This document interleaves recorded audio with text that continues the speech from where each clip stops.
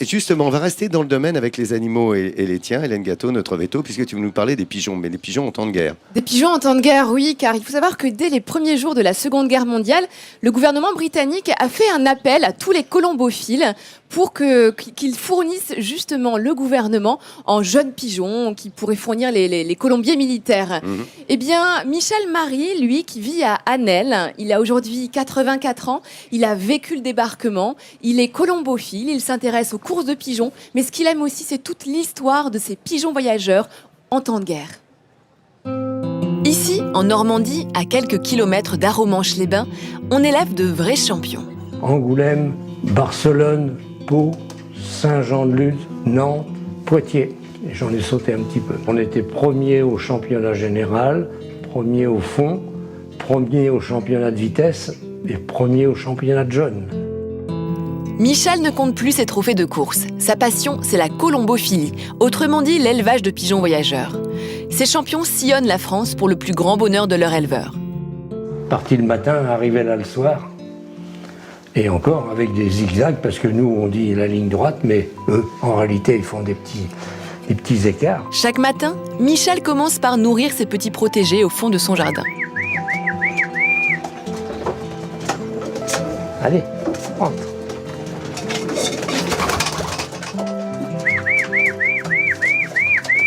C'est des coursiers, c'est ceux qui font de la compétition.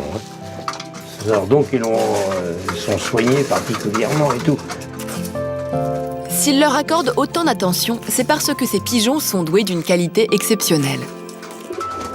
Alors sa capacité, c'est de voler assez vite et surtout, on l'emmène n'importe où, nord, sud, est, ouest. On le lâche, il est à 300 km, il est voire même à 1000 km et hop, il regagne. Dans la journée, en principe, les plus rapides, il arrive à faire leurs 1000 km dans la journée. On leur dit pas va à Perpignan, ça ils iront jamais. On les emmène à Perpignan, on les lâche et eux, ils reviennent chez eux. C'est l'instinct du migrateur qu'ils ont. On leur fait faire des migrations forcées, si vous voulez.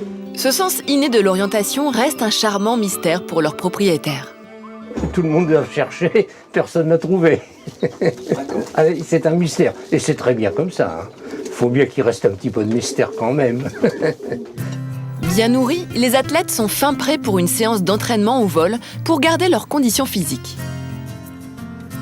Les marathoniens, tous les jours, il faut qu'ils fassent de la route. Et ben, eux, c'est un petit peu la même chose. C'est des sportifs, en fait. Il faut qu'ils soient en forme. C'est un petit peu comme des chevaux de course, en fait. On leur donne la liberté tous les jours, voire 2 fois par jour. Et d'eux-mêmes, ils tournent autour. Ils vont pas aller bien loin, mais enfin, ils tournent autour du colombier pour se détendre les ailes. C'est leur galop d'essai toute la journée. Pour que ces pigeons soient les plus rapides, Michel nous confie ses astuces de colombophile. Comme il n'y a pas de jockey, donc il faut que ça soit d'eux-mêmes qui soient motivés. Donc il faut les motiver. Les mâles, ils ont leurs femelles qu'ils connaissent bien, mais ils ne la voient que quand ils rentrent de concours. Donc à ce moment-là, il est pressé de la retrouver, si vous voulez. Et puis quand c'est une femelle, eh bien, si elle a des petits, assez que ces petits l'attendent, donc elle ne traîne pas en route. Capables de parcourir jusqu'à 1000 km en une journée, ces pigeons voyageurs ont très vite intéressé les stratèges militaires. Durant la Seconde Guerre mondiale particulièrement, ces volatiles ont joué un rôle insoupçonné d'informateurs. Les Anglais, pour des Anglais et Américains, pour avoir des renseignements sur les troupes allemandes qui étaient en France, parachuter des pigeons avec un questionnaire. On remplissait le questionnaire et puis on le lâchait. Et après, 2 heures après, les Anglais avaient le renseignement. Ça, de ce côté-là, ça a marché. Mais ce qui était puni quand même de la peine de mort, si vous vous faisiez prendre à donner ces renseignements-là. Pour cette raison et au même titre que les radios, posséder un pigeon était interdit par l'armée allemande en Normandie et partout ailleurs durant la guerre. Et pour cause, il était considéré comme une réelle arme de guerre et d'information. Pigeon espion. Voilà un modèle américain, un allemand et un anglais.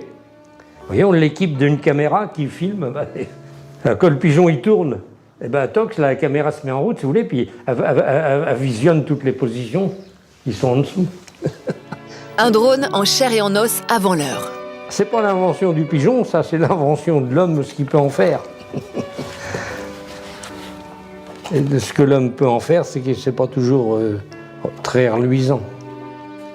Il ne nous reste plus qu'à espérer, tout comme Michel, que ces pigeons aventuriers n'envoient à l'avenir que des messages de paix durant leur prochain voyage. Et étonnant, Très hein, touchant, toute cette ouais. histoire autour des pigeons quand même, qui ont servi véritablement de renseignement, de communication aussi entre les différents fronts. Et les plus hautes autorités de l'armée et des différents gouvernements ont reconnu le rôle Bien essentiel sûr. qu'ont joué ces pigeons pendant la guerre. Il y a même une médaille qui a été Exact. remise à certains d'entre eux, Exact. la Deakin Medal, qui est un peu la croix de guerre pour les animaux. Elle a été remise aussi au pigeon numéro SBC 219, qui a été le premier pigeon à regagner son colombier après avoir été parachuté dans les lignes allemandes le jour J. Ils ont été 16 500 les pigeons le jour J à être lâchés pour amener aussi des renseignements et pour participer aussi à la libération. Merci, merci docteur. Voilà.